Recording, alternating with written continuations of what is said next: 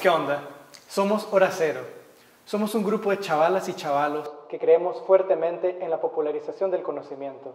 Es decir, en que el conocimiento deje de ser un privilegio de unos cuantos. Nuestro interés es poner a disposición de ustedes las pocas herramientas de análisis, conocimientos y categorías epistemológicas que tenemos con el fin de que le quitemos a las élites el privilegio de hablar de política, cultura y economía. La idea es que con estas herramientas podamos repensar cosas que van desde lo más sencillo hasta lo más complejo. Por ejemplo, que seamos capaces de problematizar el proceso de elaboración de políticas públicas mientras nos tiramos una bicha, o que mientras tomamos café con pan nos replanteemos el por qué las mujeres homosexuales y transexuales siguen siendo ciudadanos de segunda categoría por interés de un grupo conservador y cómo podemos cambiar eso. O que cuando vayamos a dejar a nuestros familiares a clases, seamos capaces de problematizar el pésimo sistema educativo y estado en la infraestructura de las escuelas y cómo eso es producto de una mala distribución del presupuesto público. Pero el punto no es solo informar y quejarnos, sino ser propositivos y pensar en qué podríamos hacer para incidir y cambiar las cosas. En suma, queremos que todos y todas seamos capaces de subvertir el orden, esa normalidad desde la crítica y la acción, con el objetivo que logremos no solo cambios específicos, sino cambios estructurales en nuestra sociedad. ¡Siéntense todos! ¡Quiero verles sentados! ¿Me oyen?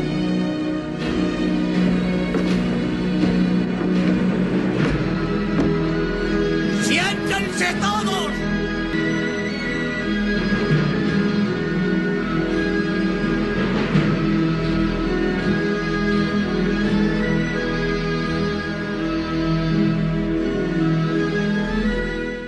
En este sentido, desde nuestro miserable presupuesto vamos a producir videoensayos, microdocumentales, monólogos, entrevistas y otra batería de productos audiovisuales, de los cuales esperamos les saquen el jugo y que los compartan, porque si no, pues no tiene chiste. Comencemos entonces con nuestra primera entrega. Hablemos sobre economía y política, específicamente sobre cómo la crisis política y humanitaria causada por el régimen Ortega Murillo ha influido en nuestro presupuesto general de la República.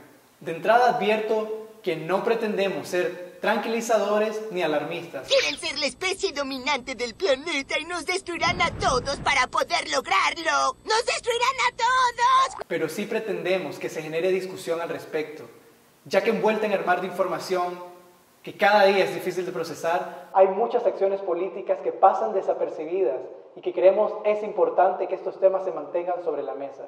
Desde hace 5 meses venimos no solo soportando la brutal represión, en la que han muerto más de 322 personas, la operación limpieza y ahora la cacería en la que han encarcelado a más de 300 personas.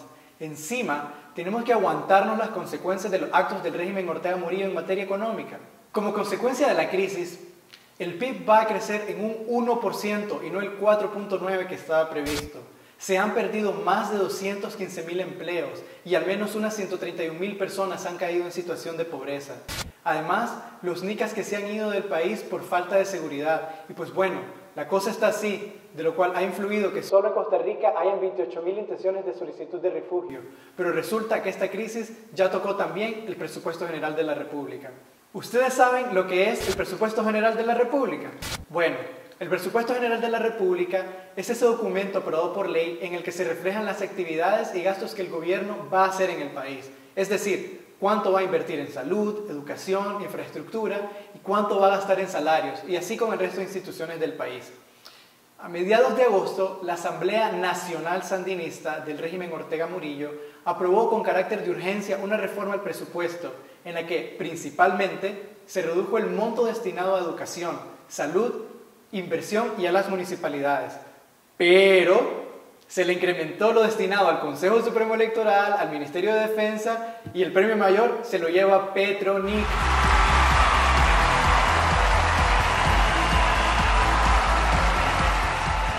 ¿A qué se debe y qué tanto cambió la reforma? Según el ejecutivo Ortega Murillo, la reforma se debe a los actos de terrorismo y violencia organizados, financiados y promovidos en el fracasado intento de golpe de Estado, iniciados a mediados de abril y que se extendieron y agudizaron en los meses de mayo y junio, bla, bla, bla.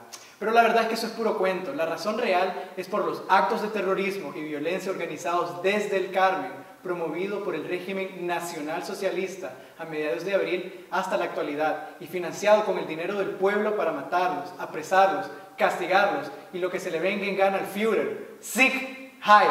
Es decir, esta reforma tiene como génesis la mala gestión de la crisis, la malversación de recursos públicos y la caída en la recaudación debido al impacto de la mala gestión de la crisis en la economía. ¿Qué tanto cambia el presupuesto? Como el presupuesto se divide en ingresos, egresos, déficit y fuentes de financiamiento, vamos primero con los ingresos. Sobre la recaudación, debido a su mala gestión de la crisis, el gobierno va a dejar de recaudar de los impuestos tributarios y no tributarios 7.462.3 millones de córdobas, es decir, 9.2% menos con relación a la meta inicial. Además, por andar de masacrín, varios donantes decidieron suspender sus programas de apoyo y ahí perdimos en total 630.8 millones de córdobas. Ya ni las instituciones internacionales financieras, PRIX. Estos nos cortaron 4.090 millones de córdobas en préstamos. Todo esto significa que no vamos a tener para gastar lo que teníamos previsto. Por tanto, el FEQEDA también mandó a hacer recortes en gastos y pues ahí vienen los sectores más afectados. Es importante tener en mente que el presupuesto de gastos se diferencia en dos tipos de gasto. El primero es el gasto corriente, es decir, planillas, compras de servicios y todos los gastos administrativos. El segundo es el gasto capital, es decir, lo destinado a inversión. Y es aquí donde nos vamos a concentrar, ya que prácticamente lo destinado a inversión se redujo en 4.119 millones de córdobas. Los más afectados de este recorte de inversión son el MINSA y el MINED. Por un lado, el MINSA tuvo un recorte de 941.99 millones de córdobas. De estos, 941.853 millones de córdobas se iban a utilizar para construir y mejorar tanto hospitales y centros de salud. Por otro lado, Masacrín le aplicó un recorte de 1.395 millones de córdobas, de los cuales 689.5 millones estaban destinados a mejorar escuelas. Pero hubo un par de instituciones premiadas en la jugada. Resulta que Masacrín le dio un incremento de 94.3 millones de córdobas al Consejo Supremo Electoral. Esto con el objetivo que no se confundan al contar los votos. El Ministerio de Defensa también recibió su aumento, pues le dieron 143.77 millones de córdobas. Y bueno, eso sin contar que Petronic se echó el premio mayor. Lo que pasa es que movilizar a paramilitares y batracios cada vez que hay una marcha azul y blanco le está costando plata, se queda. Y pues el MAE decidió inyectarle 459.75 millones de córdobas en concepto de subsidio a cooperativas. Cualquiera creería que no podríamos tener más razones para sacar al Dani del poder, pero las sorpresas continúan. La onda es que todo este desbarajuste presupuestario nos incrementó el déficit del presupuesto.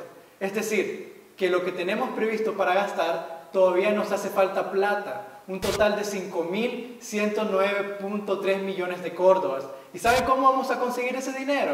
Pues aplicando la vieja confiable, emitiendo bonos y letras de la tesorería, es decir, incrementando la deuda pública interna.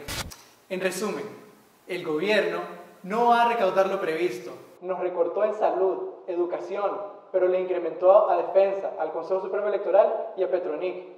Y como de lo que tiene previsto gastar no tiene la plata completa, pues se está endeudando para dar la talla. Estos 11 años de desinstitucionalización, de corrupción, de criminalización de la protesta, de indignación, nos han hecho ver que la permanencia del régimen Ortega Murillo en el poder hacen inviable el futuro del país. La crisis de abril y con ello los asesinatos, desapariciones, encarcelamientos ejecutados por el régimen nos hacen ver que cada día que pasa con los Ortega Murillo en el poder nos pone en estado de vulnerabilidad de manera exponencial. Con toda la inseguridad económica y las malas decisiones del régimen en materia económica nos hacen darnos cuenta que la permanencia del régimen nos está destruyendo desde la microeconomía hasta los indicadores macroeconómicos. El principal problema aquí es que el régimen le está recetando medidas económicas a un problema que es eminentemente de carácter político. Es inoficioso seguir inyectando dólares a la banca privada si de igual manera la gente va a seguir retirando su dinero por una desconfianza política. De nada sirve apalancar la crisis del INS con unos cuantos millones de córdobas si inevitablemente va a quebrar y nos vamos a volver a tomar las calles. Estas medidas cortoplacistas no obedecen a una solución real y de fondo, obedecen a una realidad que es innegable, y es que el régimen está estratégicamente derrotado y hace lo que sea para apalancar su crisis interna y nacional.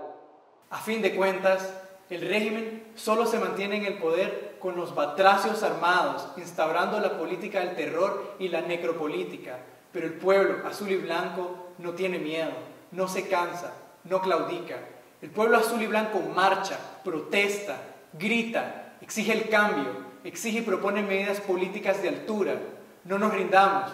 Como pueblo debemos seguir articulándonos, concertando en un solo actor que pueda hacer frente al régimen en los distintos escenarios políticos, ya sea un diálogo nacional con alta representatividad real o elecciones anticipadas. Como dice Jaime Arellano, vamos ganando y los tenemos locos.